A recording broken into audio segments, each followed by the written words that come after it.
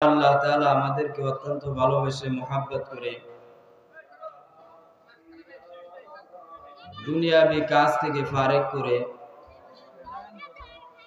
আল্লাহ তাআলার পছন্দনীয় জায়গায় বসার তৌফিক দান করলেন। এজন্য সকলে উচ্চ আওয়াজে শুকরিয়া আদায় করি আলহামদুলিল্লাহ। সেই মহামানবের উপরে সংক্ষিপ্ত দরুদ পাঠ করি, যিনি সাইয়্যিদুল মুরসালিন, খাতামুন নবিয়্যিন, রাহমাতাল লিল আলামিন, শাফিউল মুজনিবিন। সকলেই সেই মহামুনিবের উপরে সংক্ষিপ্ত দরুদ পাঠ করি। সকলেই বলি সাল্লাল্লাহু আলাইহি ওয়াসাল্লাম। মুহতারাম হাজিরিন,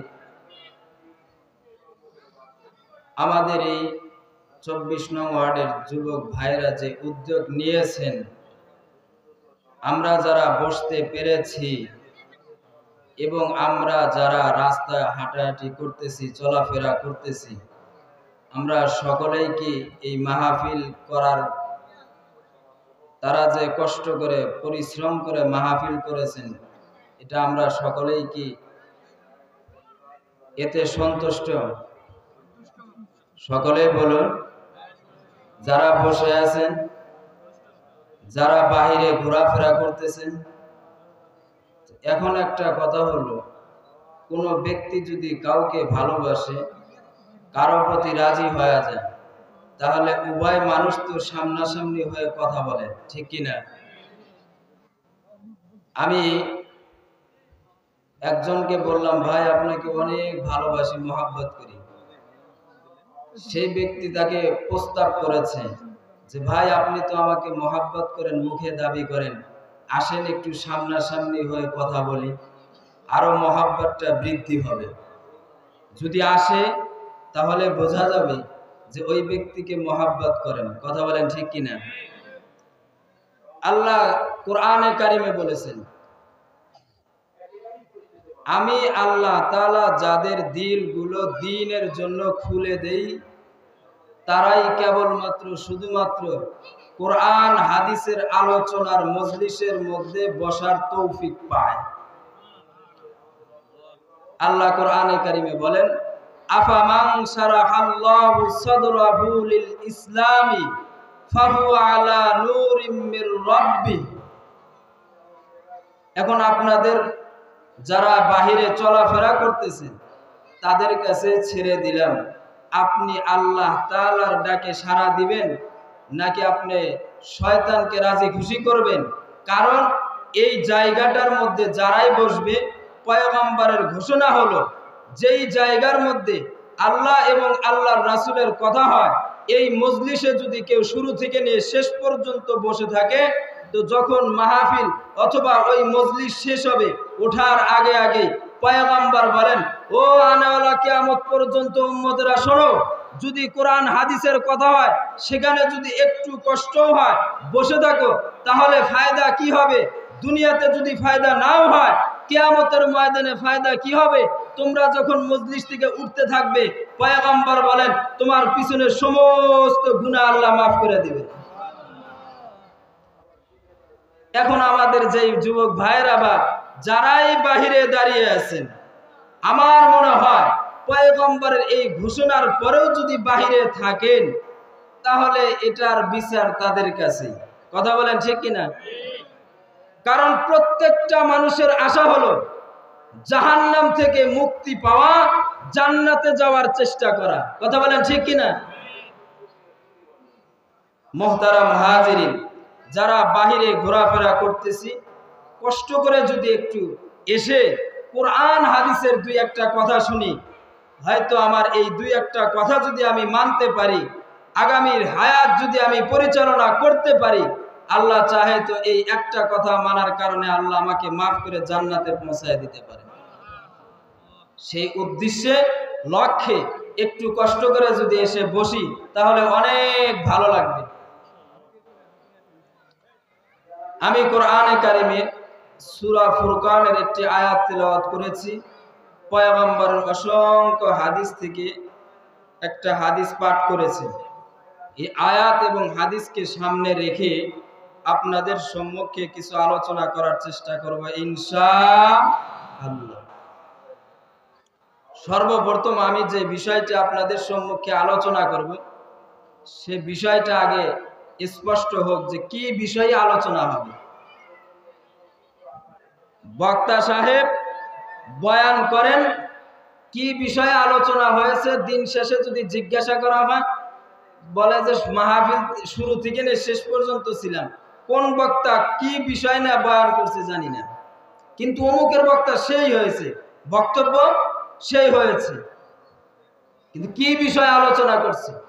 আমার যেই বিষয়টা আলোচনা করা হয় এটা যদি আমি ফলো করে নিজের জীবনকে পরিচালনা করি তাহলে আমি কামিয়াব হয়ে যাব। আর বিষয় যদি আমার জানা না থাকে, বলেন আপনি আমি কি আমল করব?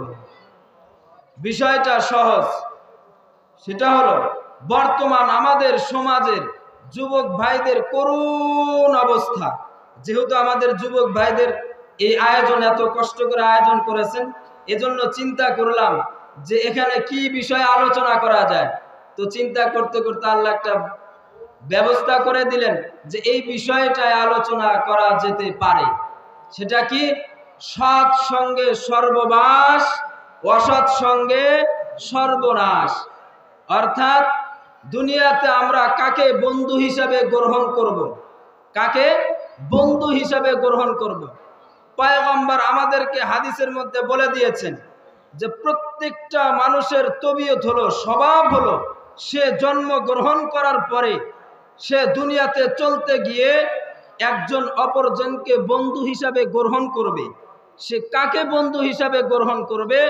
আল্লাহর রাসূল সাল্লাল্লাহু আলাইহি ওয়াসাল্লাম স্পষ্ট হাদিসের মধ্যে বলেছেন, স্পষ্ট কোরআনের মাধ্যমে জানিয়ে দিয়েছেন, আনেওয়ালা কিয়ামত পর্যন্ত যত উম্মত আসবে, আমার বান্দা আসবে, শুনে রাখো আমি আল্লাহ তাআলা তোমাদেরকে জানিয়ে দিলাম, তোমরা কিয়ামত পর্যন্ত দুনিয়াতে যতদিন হায়াত পাবে, এই হায়াতের জিন্দেগিতে তোমরা কাকে বন্ধু হিসাবে গ্রহণ করবে, ওই আয়াতের দিকে আল্লাহ রসুলের হাদিসের দিকে পাওয়া যাবে যে কাকে বন্ধু হিসাবে গ্রহণ করব। শেষ পর্যন্ত থাকবো তো ইনশাআল্লাহ। এই বিষয়টা যদি আমরা একটু লক্ষ্য করতে পারি তো আল্লাহ তাআলা চাহে তো আমাদেরকে কিয়ামতের ময়দানে মুক্তি দিয়ে দিবেন। মানুষ বন্ধুত্বের কারণে মানুষ জাহান্নামী হবে, আবার বন্ধুত্বের কারণে মানুষ জান্নাতি হবে। বন্ধুত্বের কারণে মানুষ জান্নাতি হবে, আবার সেই বন্ধুত্বের কারণে আবার জাহান্নামী হবে। আল্লাহ রাসূল সাল্লাল্লাহু আলাইহি ওয়াসাল্লাম বলেছেন, মানুষের তবিয়ত হলো যে একজন আরেকজনকে দুনিয়াতে চলতে গিয়ে বন্ধু হিসাবে গ্রহণ করবেই। তো কাকে বন্ধু হিসাবে গ্রহণ করবে? আল্লাহ রাসূল সাল্লাল্লাহু আলাইহি ওয়াসাল্লাম বলেছেন, হাদিস শরীফে স্পষ্ট বলেন, লা তুসাহিব ইল্লা মুমিনান ওয়া লা ইয়াকুল তুআমাকা ইল্লা তাকিয়ুন। লা তুসাহিব ইল্লা মুমিনান ওয়া লা ইয়াকুল তুআমাকা ইল্লা তাকিয়ুন।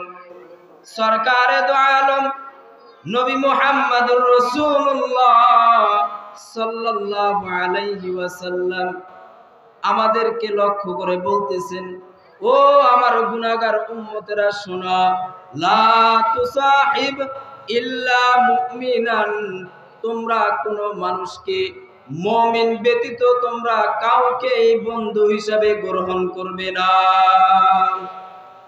পয়গম্বর বলেন, ওয়ালা ইয়াকুল তুআমাকা ইল্লা তাকিয়ুন। সরকারে দো আলম বলেন, মুমিন ব্যতীত তোমরা মুত্তাকি ব্যতীত যারা আল্লাহকে ভয় করে, ওয়ালা ইয়াকুল তুআমাকা, তোমাদের খাদ্য যাতে কেউ খেতে না পারে, ইল্লা তাকিয়ুন, তবে মুত্তাকি যারা হবে দুনিয়াতে এই ব্যক্তিগুলো যেন তোমার খানা খায়। তাহলে এখান থেকে একটা বিষয় জানা গেল যে মুমিন ব্যতীত কাউকে বন্ধু হিসেবে গ্রহণ করা যাবে না।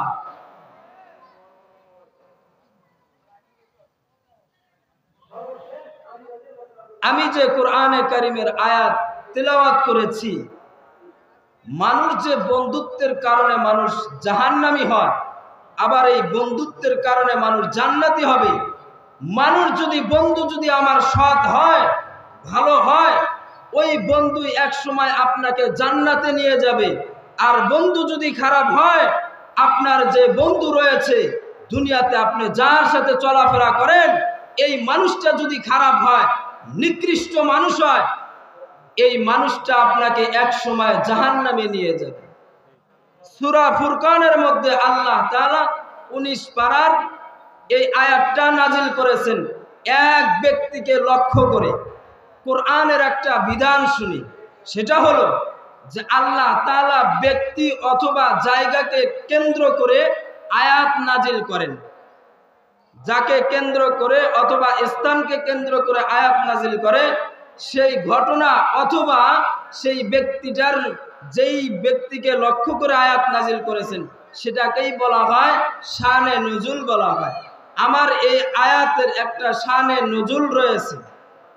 কেন এই আয়াতটা নাজিল করেছেন? কেন এই আয়াতটা নাজিল করেছেন?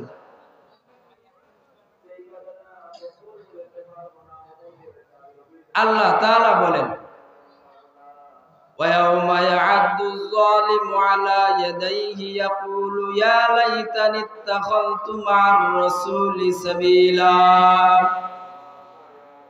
وَيَوْمَ يَعَضُّ الظَّالِمُ عَلَى يَدَيْهِ يَقُولُ يَا لَيْتَنِي اتَّخَذْتُ مَعَ الرَّسُولِ سَبِيلًا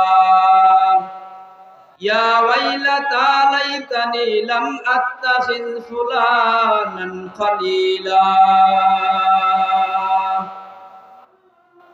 মক্কার মধ্যে অনেক নেতা ছিল, তাদের মাঝে একজন নেতা ছিল, তার নাম হলো উকবা ইবনে আবি মুঈত। উকবা ইবনে আবি মুঈত এই মক্কার নেতাদের মধ্য থেকে একজন নেতা ছিলেন। তিনি সিরিয়ায় ব্যবসা করতেন, অর্থাৎ শামে ব্যবসা করতেন। এই ব্যবসা করতে গিয়ে তার লাভ্যাংশ যেটা হতো, ব্যবসা করার পর যে লাভ আসতো, সেই লাভটাকে 3 ভাগে ভাগ করত। কয় ভাগে? 3 ভাগে ভাগ করত। একটা হলো নিজের ব্যবসার জন্য রেখে দিত, দ্বিতীয় ভাগ হলো পরিবারের জন্য রেখে দিত, তৃতীয় ভাগ মক্কার মধ্যে সম্ভ্রান্ত যারা আছেন, নেতা রয়েছে, তাদেরকে দাওয়াত করে খাওয়াইতেন। কাফেরদের মাঝে মানুষকে খাওয়ানোর এই গুণটা ছিল। আর আল্লাহ তাআলার সব থেকে বেশি পছন্দনীয় হলো মানুষকে খানা খাওয়ানো। মানুষকে খানা খাওয়ানো এটা কাফেরদের মাঝেও ছিল। তো সেই ধারাবাহিকভাবে হযরতে উকবা ইবনে আবি মুঈত সে প্রত্যেকবারের ন্যায় এবারও সে দাওয়াত খাওয়াবে তার লাভের অংশকে সম্ভ্রান্ত মানুষ, মক্কার মধ্যে সব চাইতে ভালো মানুষকে, তাকে এবার দাওয়াত করে খাওয়াবে। উকবা ইবনে আবি মুঈত অনেকক্ষণ ধরে চিন্তা করতেছে যে মক্কার মধ্যে সব থেকে ভালো মানুষকে। সে চিন্তা করতে করতে এক পর্যায়ে গিয়ে তার মাথার মধ্যে চলে আসে, মক্কার মধ্যে যদি সব চাইতে ভালো মানুষ থাকে, উৎকৃষ্ট মানুষ থাকে, ভদ্র মানুষ থাকে, সম্ভ্রান্ত মানুষ থাকে, আল্লাহওয়ালা মানুষ থাকে, তাহলে মক্কার মধ্যে এক ব্যক্তি ছাড়া দোসরা আর কোনো ব্যক্তি হতে পারে না। সেটা হলো আব্দুল্লাহর ছেলে মুহাম্মাদুর রাসূলুল্লাহ সাল্লাল্লাহু আলাইহি ওয়াসাল্লাম। এই স্বীকৃতি কে দিয়েছেন? উকবা ইবনে আবি মুঈত নিজে চিন্তা করতেছেন যে মক্কার মধ্যে সব চাইতে ভালো মানুষ যদি থাকেন তাহলে কে আছেন? আব্দুল্লাহর ছেলে মুহাম্মদ। এই স্বীকৃতি কাফেররা দিয়েছে, যারা 24 ঘন্টা পয়গম্বরকে দুনিয়া থেকে বিদায় করার জন্য, কোরআনের আলোকে নিভানোর জন্য কোরআনকে সরিয়ে দেওয়ার জন্য, তাদের রাজত্ব তাদের মক্কার মধ্যে, তাদের দেশের মধ্যে প্রতিষ্ঠিত করার জন্য 24 ঘন্টা তারা চিন্তা ফিকির করত। ঠিক তেমনি ভাবে 1500 বছর পরেও এসে আমাদের বর্তমানে এমন একটা দল বের হয়েছে যারা উকবা ইবনে আবি মুঈত, আবু জেহেল, আবু লাহাব, উবাই ইবনে খালফ, যারা 1500 বছর পূর্বে পয়গম্বরকে দুনিয়া থেকে বিদায় করার জন্য, কোরআনের আলোকে নিভানোর জন্য, সাহাবায়ে একরামকে মারার জন্য যত প্রকারের চক্রান্ত আছে সমস্ত চক্রান্ত তারা বসে করত। আমাদের বর্তমান দেশের মধ্যেও এমন একটা সময় এসেছে যারা কোরআন হাদিসের কথা বলে, যারা কোরআন হাদিস নিয়ে চলাফেরা করে, মসজিদ মাদ্রাসা চালায়, এদেরকেও নিভানোর জন্য, দুনিয়া থেকে বিদায় করার জন্য ওই আবু জাহেলের গোষ্ঠীর কিছু মানুষ বর্তমান সমাজের মাঝেও যারা কোরআন হাদিস নিয়ে দুনিয়াতে চলাফেরা করে, স্পষ্ট ভাষা কোরআন হাদিসের মানুষকে বুঝানোর জন্য সব সময় চিন্তা ফিকির করে, এদেরকে দমন করার জন্য একদল বের হয়েছে যে এদেরকে নিভানোর জন্য তারাও 24 ঘন্টা চিন্তা ফিকির করে। কথা বলেন ঠিক কিনা? বলেন ঠিক কিনা? এরা কুল অন্য কেউ না, এরা হয়তো অনেকে বোঝে অথবা না বুঝে করে। না বুঝে কারা করে? আমার নেতা করেছে, আমাকেও করতে হবে, আমার বন্ধু করে, আমাকেও করতে হবে। কথা বলেন ঠিক কিনা? একটা কথা রয়েছে, পূর্বের হাল বলে যেদিক দিয়ে যায়, পরের হালও সেদিক দিয়েই যায়। তো এজন্য আল্লাহ রাসূল সাল্লাল্লাহু আলাইহি ওয়াসাল্লামকে বিদায় করার জন্য উকবা ইবনে আবি মুঈত 24 ঘন্টা যে চিন্তা ফিকির করত, সেই স্বীকৃতি দিচ্ছে যে মক্কার মধ্যে সব থেকে ভালো মানুষকে এবার আমি খানা খাওয়াবো। উকবা ইবনে আবি মুঈত পয়গম্বরের দরবারে গিয়ে আল্লাহ রসুলকে দাওয়াত করতেছেন, নগো পয়গম্বর, আব্দুল্লাহর ছেলে মুহাম্মদ, আমি দুনিয়ার মধ্যে মক্কার নগরীর মধ্যে তোমার চাইতে ভালো মানুষ আমি আর কাউকে খুঁজে পেলাম না। ওগো পয়গম্বর, আগামী কালকে আপনার এবং আপনার যত সাথী সঙ্গী রয়েছে, এই সমস্ত সাথী সঙ্গীকে নিয়ে আপনার আগামী কালকে আমার বাসাতে দাওয়াত। সরকারে দো আলমের কাছে যখন এই প্রস্তাব করলেন, সে দাওয়াত গ্রহণ করেছেন একটা দিকে লক্ষ্য করে। পয়গম্বর চিন্তা করলেন, আমি যদি এই উকবার দাওয়াত গ্রহণ করি, উকবার বাসায় যাওয়ার পর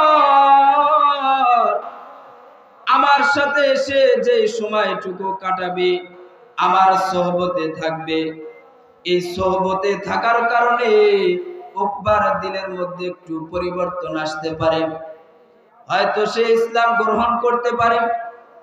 পয়গম্বর এই চিন্তা করে উকবাকে বলল, ও উকবা, তোমার দাওয়াত গ্রহণ করলাম, আগামী কালকে আমার সাথীদেরকে নিয়ে তোমার বাসাতে দাওয়াত খাবো। যখন দাওয়াতের সময় চলে এসেছে, পয়গম্বর সাহাবা একরামকে নিয়ে উকবার বাড়িতে গেল। যাওয়ার পর উকবা ইবনে আবি মুঈত সে পয়গম্বরকে প্লেটের মধ্যে খানা বেড়ে দিচ্ছেন। যেই উকবা 24 ঘন্টা পয়গম্বরকে মারার জন্য চিন্তা ফিকির করত, পয়গম্বরকে দুনিয়া থেকে বিদায় করার জন্য চিন্তা ফিকির করেন, সেই উকবা পয়গম্বরকে দাওয়াত করে নিজের বাসাতে নিয়ে আল্লাহর রাসূল সাল্লাল্লাহু আলাইহি ওয়াসাল্লামের প্লেটে খানা বেড়ে দিচ্ছে।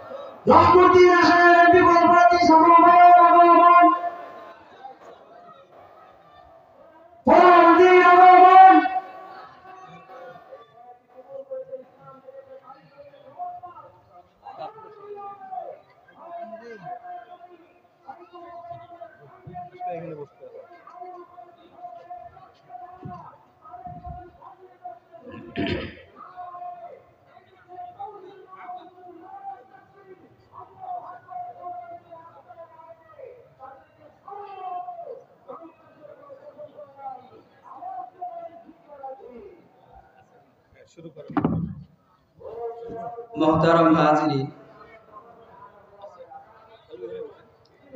আমাদের প্রধান অতিথি চলে এসেছেন।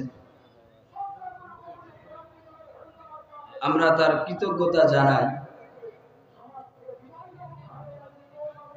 আলহামদুলিল্লাহ, একটা কোরআনের নিয়ম শুনি, সেটা হচ্ছে যখন কোরআন হাদিসের কথা হয়,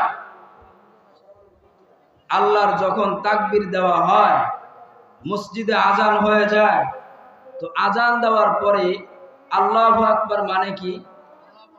সকলে বলুন কি? আল্লাহ মহান। আজানের উত্তর দেওয়া কেমন? আপনি ব্যবসা বাণিজ্যের মধ্যে রয়েছেন, ব্যবসা বাণিজ্য ছেড়ে, চাকরি ছেড়ে, খেত খামারি ছেড়ে আল্লাহর ডাকে সাড়া দেওয়ার নামই হবে আল্লাহ তাআলার ওই স্বীকৃতি দেওয়া হবে যে আল্লাহ মহান। আমার ব্যবসা বড় না, আমার চাকরি বড় না, আমার খেত খামারি বড় না, আমার অন্য কোনো ব্যস্ততা বড় না, আমার মহান আল্লাহই হলেন বড়। কথা বলেন ঠিক কিনা? আমাদের মুরব্বীরা আসবেন, এসে স্টেজে বসবেন, এটা আলহামদুলিল্লাহ ভালো। তারা আমাদের মাঝে মুরব্বী না থাকলে দুনিয়াতে চলা বহুত কঠিন। আরবি প্রবাদ আছে, যার মুরব্বী নেই তার মুরব্বী হলো শয়তান। কথা বলেন ঠিক কিনা? তো এজন্য আমরা এই বিষয়টা একটু লক্ষ্য করব, যখন কোরআন হাদিসের কথা হবে তো কোরআন হাদিসের কথাকেই প্রাধান্য দিব। ঠিক আছে তো ইনশাআল্লাহ? আল্লাহ তাআলা আমাদেরকে বোঝার তৌফিক দান করেন। আমি যেই কথাটা বলতেছিলাম, মক্কার মধ্যে নেতাদের মধ্য থেকে যে একজন নেতা ছিল উকবা ইবনে আবি মুঈত, সে পয়গম্বরকে দাওয়াত করলো। দাওয়াত করার পর আল্লাহ রাসূল সাহাবীদেরকে নিয়ে যখন উকবার বাড়িতে গেল, যাওয়ার পরে উকবা ইবনে আবি মুঈত আল্লাহ রাসূল সাল্লাল্লাহু আলাইহি ওয়াসাল্লামের প্লেটে খানা বেড়ে দিচ্ছে। এই দৃশ্যটা আল্লাহ তাআলা আরশে মহল্লা থেকে দেখতেছেন, এত ভালো লেগেছেন। আল্লাহ তাআলা জিবরাইলকে ডেকে বলে, ও জিবরাইল, আমার হাবিবের কাছে চলে যাও, আমার পয়গম্বর আমার দোস্তকে গিয়ে বলো যে এই সময় যেন উকবাকে ইসলামের দাওয়াত দেয়, কালিমার দাওয়াত দেয়। জিবরাইল এসে পয়গম্বরকে ডেকে বলতেছেন, ওগো পয়গম্বর, আল্লাহ আমাকে পাঠিয়েছেন আপনার কাছে এই বার্তা নিয়ে।